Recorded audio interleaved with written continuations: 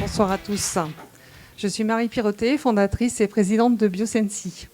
Donc, Biosensi a été une start-up fondée il y a 5 ans. Notre mission est de sécuriser la prise en charge des patients à domicile avec des solutions numériques de médecine prédictive basées sur la mesure automatique et régulière des signes vitaux du patient.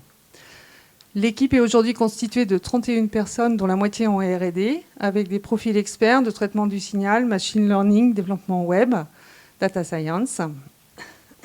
Excusez-moi. Donc nous ciblons un enjeu de santé publique majeur qui est la BPCO, la bronchopneumopathie chronique obstructive. C'est la 3e cause de mortalité mondiale.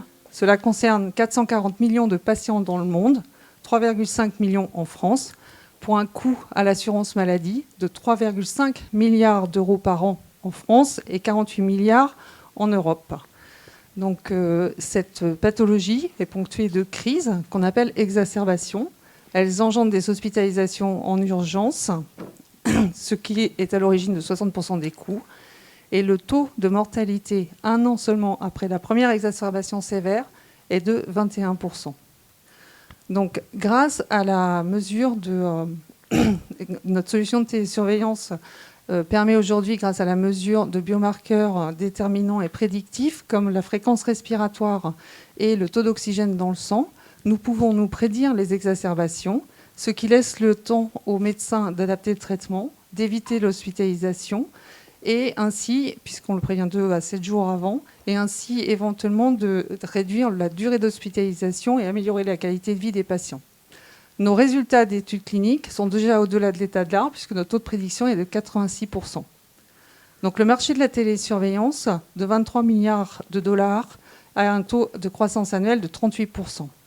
Notre dispositif médical est aujourd'hui commercialisé sous forme d'abonnement auprès de prestataires de santé à domicile, de structures HAD ou de plateformes de télésurveillance. Donc aujourd'hui, nous suivons plus de 1000 patients. Nous avons dans nos bases de données 65 000 jours de télésurveillance, dont 20 000 dans le cadre de nos études cliniques. Afin de renforcer notre déploiement à l'international, nous avons signé fin 2022 un contrat de distribution avec ResMed, qui est leader mondial fabricant de machines d'assistance respiratoire sur 11 pays européens.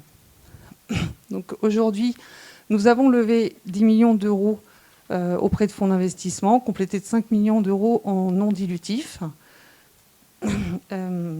Excusez-moi. Pardon.